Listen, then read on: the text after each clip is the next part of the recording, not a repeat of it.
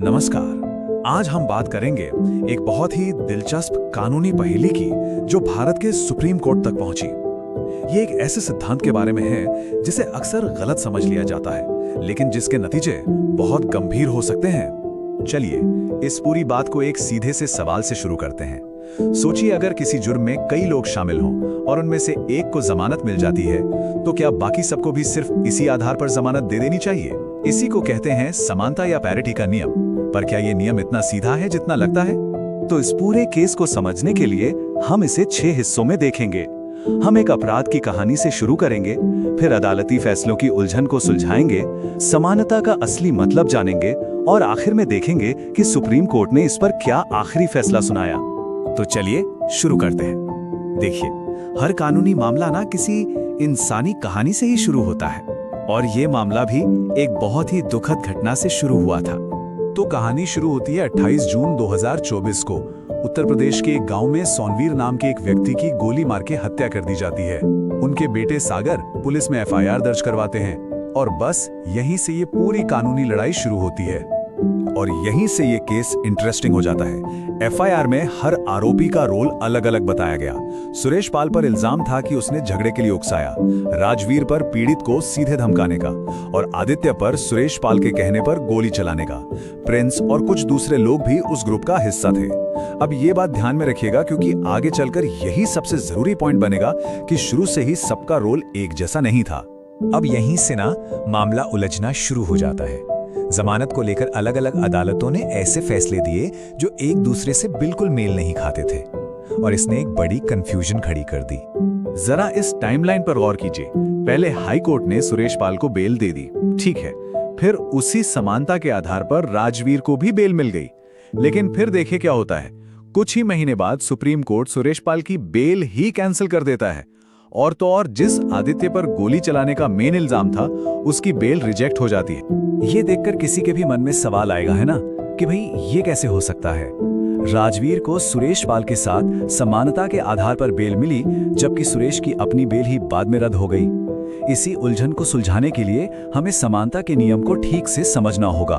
तो चलिए अब इस पूरी कहानी के सबसे अहम हिस्से पर आते हैं। ये पूरी कानूनी लड़ाई एक शब्द के इर्द गिर्द घूम रही है, समानता यानी पैरिटी। आइए देखते हैं कि कानून की नजर में इसका असली मतलब है क्या। तो ये समानता या पैरिटी का सिद्धांत क्या कहता है? सीधा सा मतलब है कि अगर दो आरोपियों के हालात एक जैसे हैं, तो उनके साथ बर्ताव भी एक जैसा होना चाहिए। सुनने में तो काफी सीधा लगता है ना? पर यही असली पेंच है। और इस पेंच को सुलझाने के लिए सुप्रीम कोर्ट की एक लाइन ही काफी है। कोर्ट ने कहा कि जब आप समानता की बात करते हैं, तो सबसे जरूरी चीज भूमिका होती है, यानी उस अपराध में उस व्यक्ति का असल रोल क्या था। तो यहाँ पर जो सबसे बड़ी गलतफहमी है उसे समझना जरूरी है। समानता का मतलब ये बिल्कुल नहीं है कि एक ही क्राइम में शामिल हर किसी के साथ एक जैसा बर्ताव हो। इसका सही मतलब है कि जिन लोगों की अपराध में भूमिका यानी रोल एक जैसा था, सिर्फ उनके साथ ही एक जैसा व्यवहार होना चाहिए। तो अब कहानी उस मोड़ पे पहुंचती है जहां ये मामला देश की सबसे बड़ी अदालत यानी सुप्रीम कोर्ट में जाता है। पीड़ित सोनवीर के बेटे सागर ने हाईकोर्ट के फैसले को चुनौती दी। सागर की दलील बहुत ही सीधी और साफ थी।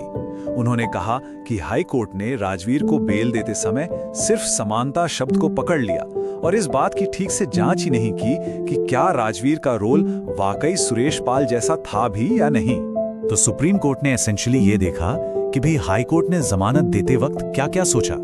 क्या आरोपी का स्पेसिफिक रोल देखा गया? क्या जुर्म की गंभीरता, जो कि हत्या थी, उस पर ध्यान दिया गया? सबूतों को देखा गया, या फिर बस आंख बंद करके समानता का नियम लगा दिया? और यहीं पर सुप्रीम कोर्ट ने अपने तर्क से सारी उलझन को एकदम साफ कर दिया। उनका पूरा फोकस एक ही चीज पर था, अपराध में हर व्यक्ति की अपनी भूमिका क्या थी।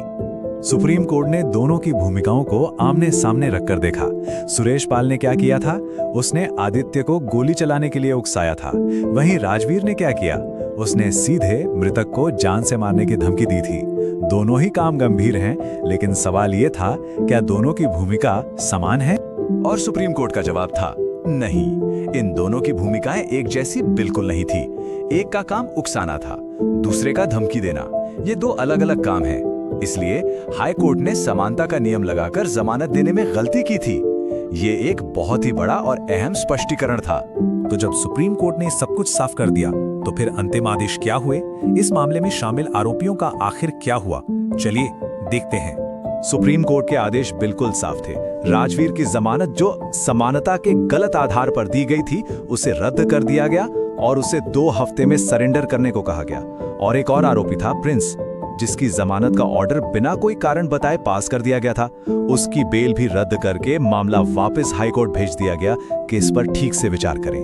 तो इस पूरे मामले का निचोड़ क्या है? सबसे बड़ी सीख ये है कि जमानत देना या न देना कोई मैकेनिकल प्रोसेस नहीं है। अदालत को हर केस में हर आरोपी के लिए उसके खास रोल और मामले के तथ्यों पर ठीक से विचार करना ही होगा। सिर्फ समानता जैसा एक शब्द बोल देना काफी नहीं है। और आखिर में ये मामला हमें एक बहुत बड़े सवाल के साथ छोड़ जाता है कि न्याय का असली मतलब क्या है। क्या इसका मतलब सबके साथ एक जैसा व्यवहार करना है, या फिर हर व्यक्ति के अपने हालात और उसके कामों के आधार पर फैसला करना है? शायद यही वो संतुलन है जिसे हमारी न्याय प्रणाली हर रोज बनाने की कोशिश करती है।